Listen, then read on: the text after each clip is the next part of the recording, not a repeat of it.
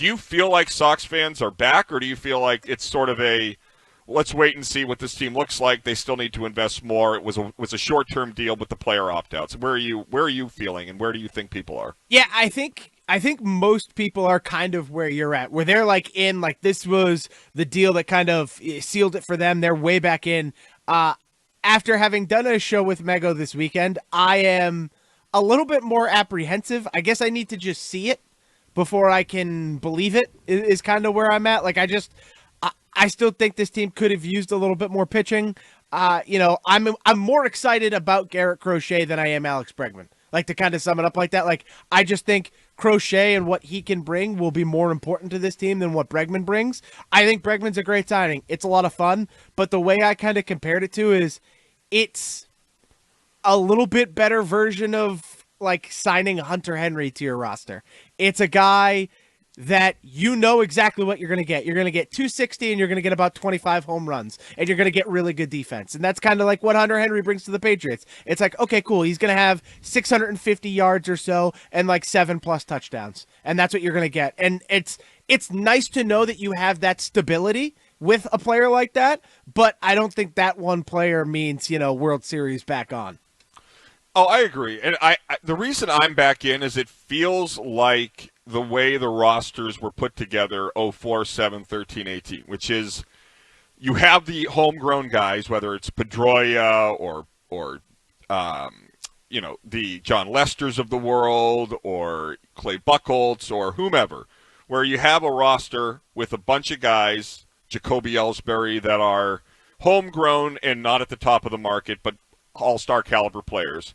And you augment that with Josh Beckett, with Mike Lowell, with John Lackey, with David Price, with all those guys, where Bregman is not an elite player in Major League Baseball. I will absolutely give you that point.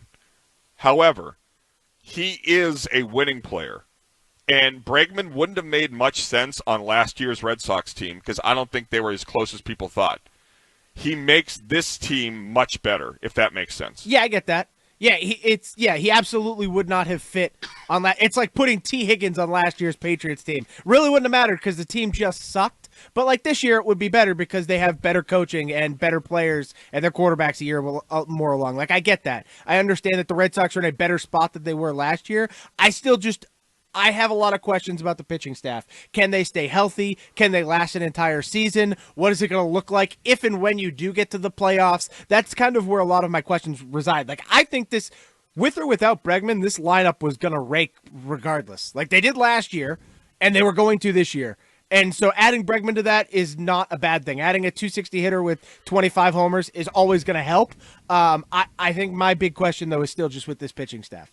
Yeah, and I feel like this ownership group has said in many different ways, whether it was after Full Throttle or when Sam called me a liar at the winter weekend last year in Springfield, they have said when the team is good enough, they will invest, in so many words.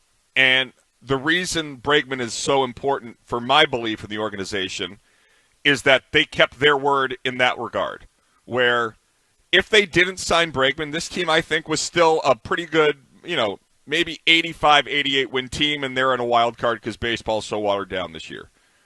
But the Bregman deal was a desire to invest, and they have the whole, Greg was right about this on Friday.